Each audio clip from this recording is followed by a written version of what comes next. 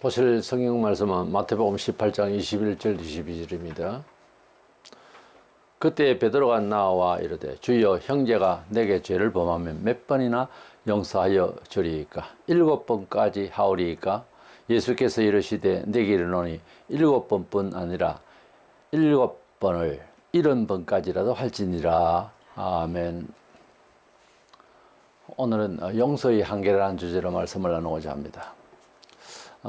지금 우리 교회사에 서글픈 일이 교회에서 고소 고발 사건이 너무 많아가지고 이 교회에서 일어나는 사건에 대한 담당 부서가 따로 생겼다 하는 말을 들었습니다.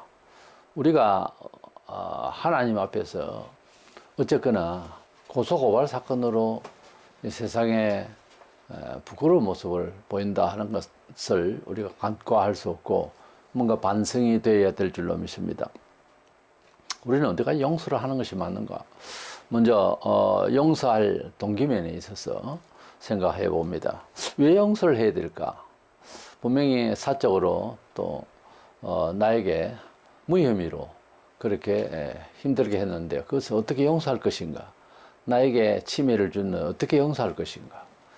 물론 복음을 전하는데 방해를 놓고 이 종교의 자유가 허락되는 민주주의 사회에서 여러 가지 핍박들이 있을 수 있으나 직접적으로 문화적인 입장에서 여러 가지 이권 문제라든지 손해를 받고 또 폭행을 당하거나 하는 이런 일에 대해서 어떻게 용서할 것인가 하는 겁니다.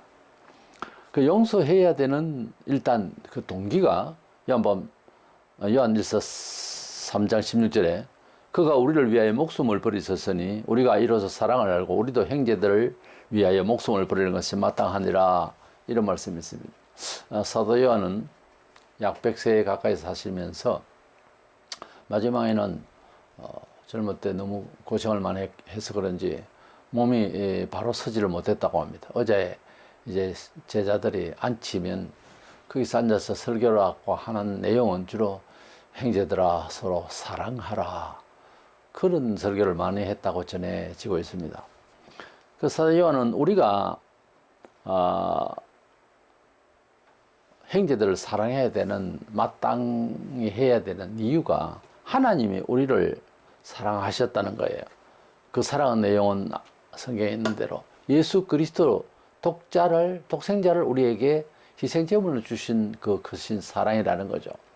그래서 사랑을 하고 용서를 해야 되는 근본 동기는 하나님 우리를 그렇게 사랑하셨다는 겁니다. 로마서 1장 14절에 헬라인이나 야만이나 지혜 있는 자나 어리석은 자에게 바울은 다 내가 빚진 자라 했습니다. 뭐 어떤 돈을 빌리거나 무슨 신세를 졌는 그런 빚인가? 그게 아니고 하나님 앞에 율법 교사로 있으면서 기독교인을 잡아넣고 스데반을 죽이는데 가변투표를 하고 이런 살인적 삶을 율법 교사라 하면서 해버리다가 예수님 만나서 돌이키고 회개하고 새롭게 이제 변하고 난 뒤에 생각해 보니까 하나님께서 우리를 사랑하시고 자기를 사랑해 주신 것이 너무나 큰 짐이 된다는 겁니다. 어떤 면에서는 그래서 빚진 자라고, 이거 뭐 믿는 자나 안 믿는 자가 아니라 모든 사람에게 나는 빚진 자 같이 하나님의 사랑을 빚을 준 겁니다. 인간적인 상대방에 빚진다는 말이 아니고, 그래서 그런 빚진 마음으로 세상을 산다는 거예요. 빚을 졌으면 책무에 반드시 갚아야 할 의무가 있습니다. 이것은 갚지 않으면 사기꾼이 되죠. 그래서 빚진 자라는 이 의도는 단순히 낭만적인 말이 아니고 정말 빚을 갚듯이 애를 써서, 그래서 뭐 잘못하지 않았는데 상대방이 나를 쳐도 형제여 내가 잘못했습니다 하고 싶다는 거죠. 그 정도로 이 사람은 변해가지고 정말 뭐 헬라인이나 야만인이나 그 어떤 지혜로운 자나 어리석은 자나 모든 사람에게 나는 빚을 진 사람 같이 하나님의 그 사랑을 품고 있다고 말이죠. 빚을 갚아야 할 의무라고 할 때 얼마만큼 빚졌다고 우리가 수치적으로 말할 수 있는가? 성경에는 예화가 나 마태복음 18장에 1만 달란트 빚진 자가 빚을 도저히 갚을 수가 없어서 모든 걸 팔아서도 갚겠다 하고 정말 이제 앞에 막막할 때 그걸 탕감을 해줬어요.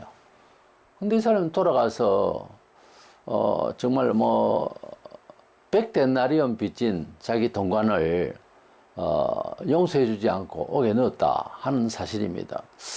여기에 그 자기 집에 있는 동관은 뭐 친구 택이 되는 그런 정도의 사람으로 돌봐주는 사람으로 그렇게 주석이 되어 있어요 보면. 그래서 그런 아는 사이고 또 이제 종이라 해도 종이 종 같지 않는 그런 사이인데 이 사람에게 100데나리온 안 갚는다고 그렇게 집어넣어 버렸습니다. 당시에 1만 달란트 빚진 자에 비해서 계산에 어찌되나 1만 달러 하루 노동자의 품삯입니다. 한 데나리온은 달란트 약 60만 불의 1이에요.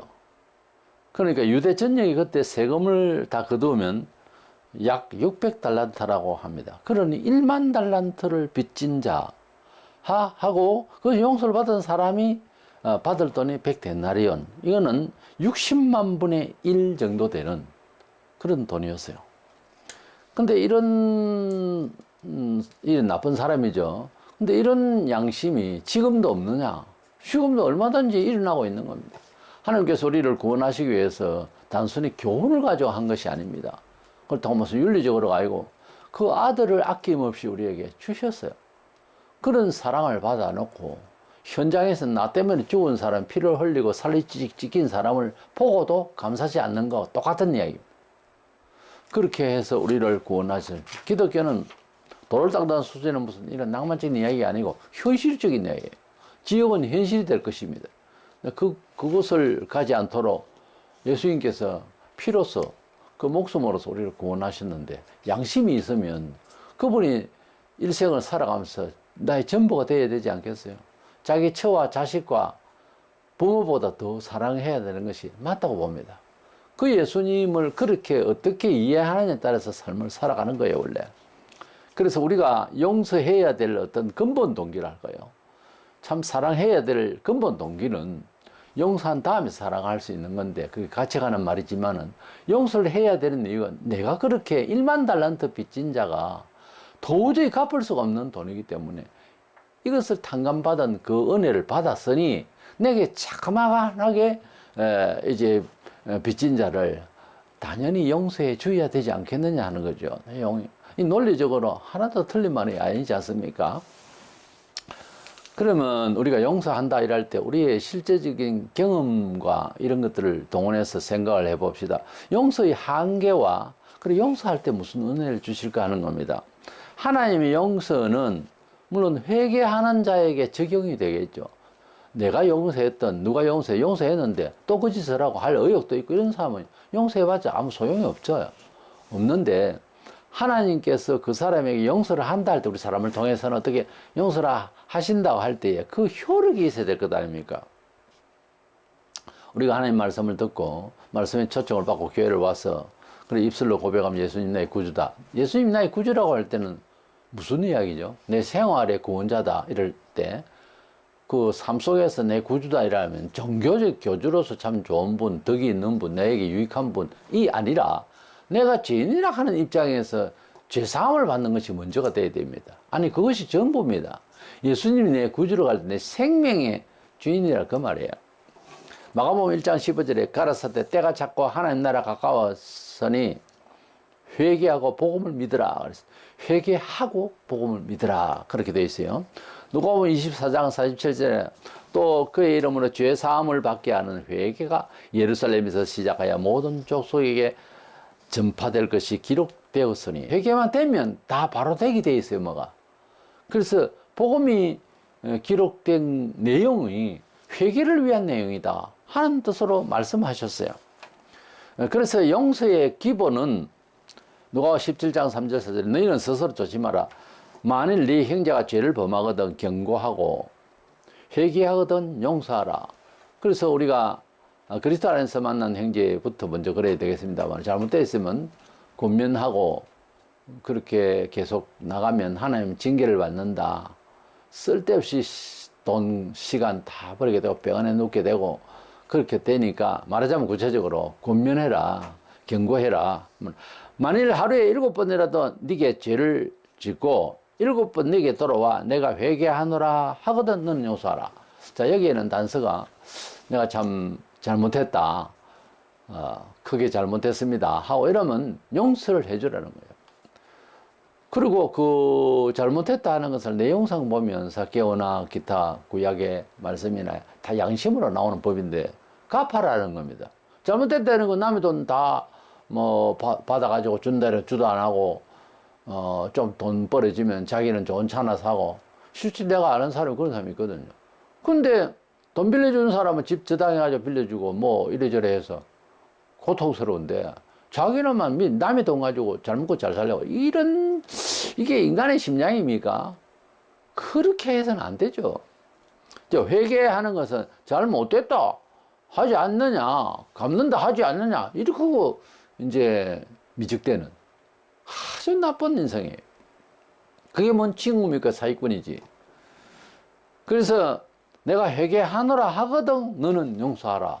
단서가 그렇게 되죠. 이 말은 용서를 통해서 그를 새 사람으로 만든다 하는 작업에 도저히 회개의 가능성이 없고, 용서해 주는데 그 용서를 갖다가 뜨겁게 받아들이고 변화받을 생각이 아예 없는 그런 사람이면 그게 용서가 타당하냐 하는 생각을 해볼 수 있어요. 성경에 일단 조건적으로 용서하라 할 때, 그래서 7번 이제 내게 돌아와서 7번이나 돌아와서 잘못했다고 회개하노라 하고 하면 용서하라 그렇게 말씀하셨는데, 이 7이라는 숫자는 유대인들 사이 정서상 숫자에 의미가 있어요. 그래서 막 10번이거든 오거든 잘못했다 하면 용서하라 그 말입니다. 우리식으로 말하자면은.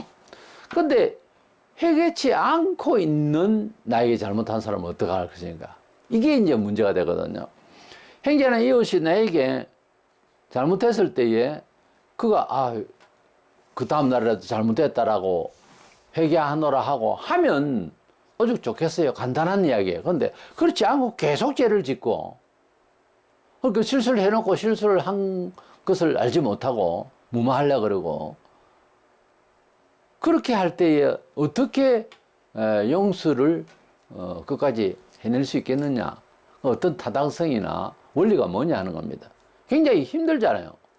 상대방이 큰 나에게 잘못을 저질러도 참 고개 숙여 회개하고 사과를 바라고 그렇게 하면 문제가 좀 다릅니다.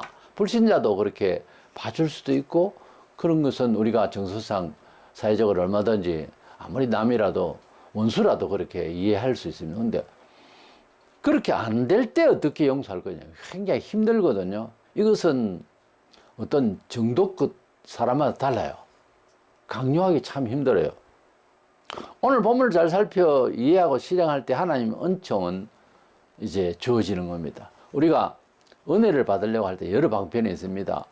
주일 성서 11조, 전도생활, 봉사생활, 기도생활 뭐 이런 걸 통해서 일상에 하나님과의 관계가 이루어지고 이럴 때는 은혜를 받는다 할 수 있습니다. 그런데 은혜를 받는 또 다른 경험은요, 개인이 크게 깊이 섬세하게 회개한다든지, 참 금식까지 하면서 회개한다든지, 또는 남을 도저히 전에는 용서할 수 없는, 그것도 힘도 내가 하나님 앞에 용서받은 사랑이 있어야 그걸 할 수 있어요.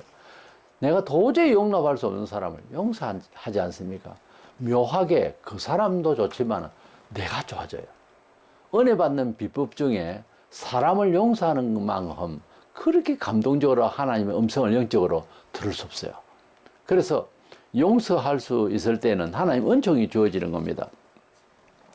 형제가 내게 죄를 범하면 7번까지 하오리까 보면 7번은 아니라 7번을 70번씩이라 70, 49, 490번이라도 용서하라. 무한대로 용서하라 하는 이런 뜻입니다. 내게 와서 잘못을 비는 경우가 좀 다르죠. 이런 경우는 뭐 와서 잘못했다 하거든 용서하라 이래 안 돼 있고, 형제가 내게 죄를 짓고 그럼 내가 7번까지 용서하리까? 7번이 아니라 70번이라도 7번을 해라. 77, 49, 490번이라도 용서해라. 그렇게 말씀하셨어요. 이 질문을 하고 답을 들었을 때 무슨 마음이 들었을까?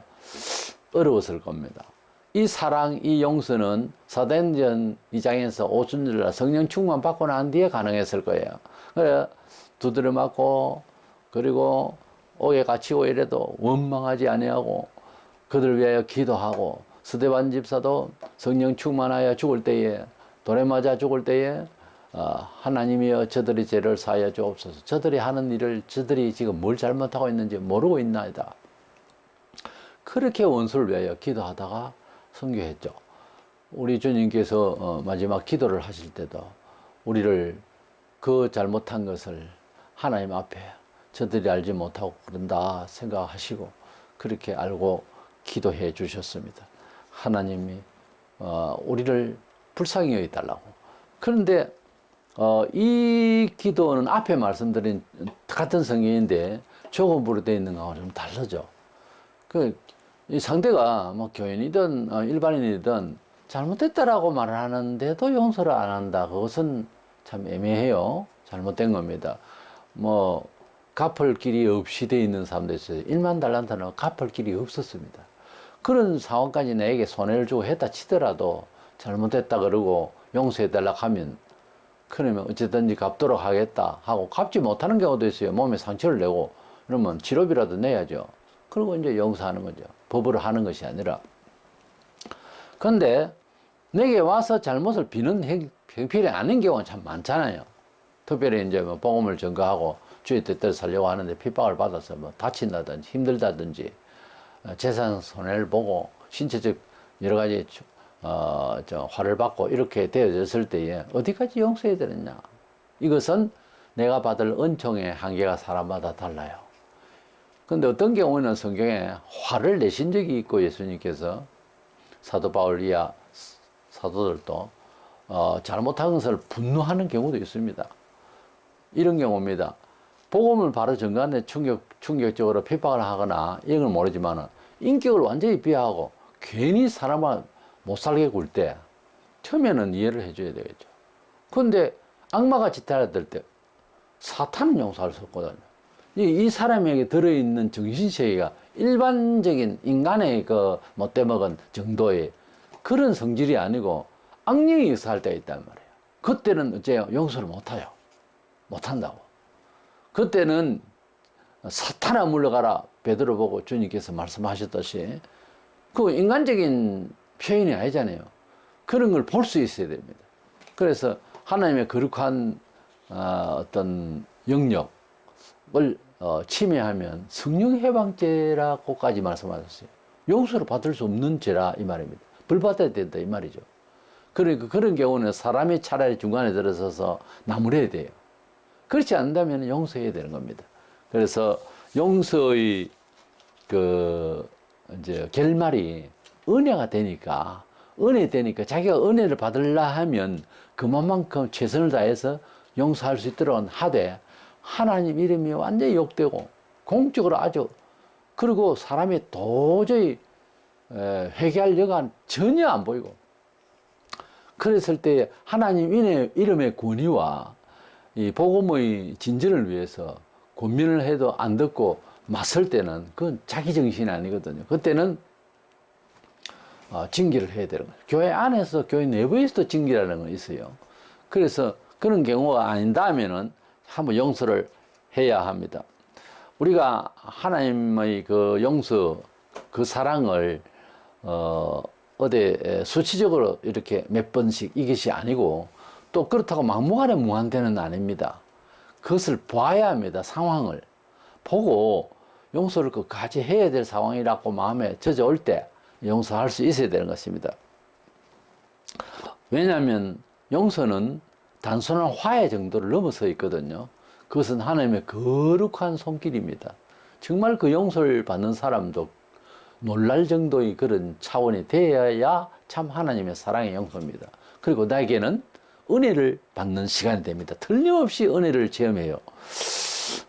사람을 용서할 일이 있어서 용서를 하면요 뜻하지 않는 은혜를 받아요. 이상한 일입니다. 분명히 손해를 받았고 재산상 또는 몸으로도 맞았고 여러 가지 힘들었는데 용서를 딱 대놓고 사람은 용서를 하면 묘한 일이 생기고 몸에 다른 영적 생명이 소생하는 것을 느낍니다. 그래서 속으로부터 아주 따뜻한 기운이 생기면서 봄볕같이 따뜻한 기운이 생기면서 뭔가 활기가 싹 생기는 게 아주 은혜가 실제적으로 임합니다. 용서를 해보면 그렇습니다. 그래서 우리가 사람을 용서한다 그러지만 원수겠지. 그래서 이 사람을 죽이고 싶을 정도로 그렇게 잘못했다. 정말 남이 누가 봐도 그렇게 보인다 싶어도 우리가 앞서 말씀드린 대로 하나님께서 우리를 사랑하시기 위해서 아들을 주신 것은 뒤에 나온 그 1만 달란트 빚진 자가 있습니다. 도저히 갚을 길이 없는 지경에서 우리가 용서받아서 구속받아서 영생을 얻게 된 겁니다. 그 점을 얼마나 뜨겁게 깊이 사무치게 그렇게 감사하느냐에 만큼 그 영향대로 용서할 수 있어요. 그러니까 남을 용서하지 못하는 것은 인격 문제하고 좀 다릅니다. 사회상식하고 달라요. 하나님의 그 사랑을 너무 크게 느낀 사람 정도에 비례합니다. 느낀 만큼은 비례해요. 그래서 용서할 수 있는 사람은 하나님의 사랑을 받았다는 뜻이에요. 왜냐하면 사람을 용서하기 힘들거든요. 그렇잖아요. 사람을 용서할 수 있으면 하나님의 그 사랑이 속에서 작동도 하지만 이미 받은 바 정도를 말하는 거예요. 그러나 어떻게 보나 이것은 하나님의 이름을 저주하거나 사탄의 역사다 이랬을 때는 용서는 할 수가 없어요. 회개하도록 권면해야 되고 교회에서는 심지어 말한다면 출교까지 시키는 그런 법이 있어요. 그만큼 하나님의 거룩에 손을 댈 때는 문제가 있지만 복음을 전가하는 데는 마음에 호소하고 영혼에 이제 호소하는 이 일에 대해서 핍박은 할 수가 있습니다. 모르니까. 그건 용서 차원이 아니고 아예 참아야 되는 내 쪽에서 그건 용서까지도 아니고요. 근데 일반 문화생활에서 실수를 하고 도둑질을 하고 나에게 손해를 끼쳐 잘못했다 아닙니까? 그랬을 때 그러지 말라고 권면을 하거나 용서하고 있으면 어떤 경우는 용서했기 때문에 하나님이 그를 치실 수도 있어요. 어떤 때는 죽일 수도 있어요. 죽일 만큼 정말 죄를 지었다. 말도 안 되는 죄를 지었다. 나 쪽에서는 참는데 하나님 가만히 안 놔둡니다. 성경에 다 그렇게 되어 있어요. 내게 맡겨라. 원수를 내게 맡겨라. 내게 맡겨. 내가 알아서 치리한다. 늘 그렇게 말해서 구약이라 신약이 똑같아요. 근데 내가 그 용서를 하고 나면 내가 은혜를 받는다는 거죠. 그러니까 그리스도인의 비전은 역시 일반인과 달리 사회적 관계를 소통해야 됩니다. 그래서 용서의 한계는 어떤 면에서는 있어 보이는데 사실은 하나님의 그 용서가 내게 1만 달란트 빚진 자의 탕감에 비유된다면 정말 무한대입니다. 물론 1만 달란트 있으면 갚겠죠. 근데 없단 말이에요, 우리에게는. 어떤 선으로, 어떤 노력으로도 그 많은 액수를 갚을 수가 없는 죄인이라는 거죠. 그걸 얼마나 수용하고 이해하고 정말 체휼하고 한 사람이어야 그 사랑을 이제 반영을 할 수가 있다는 겁니다. 어쨌든 내가 용서가 잘 안 된다.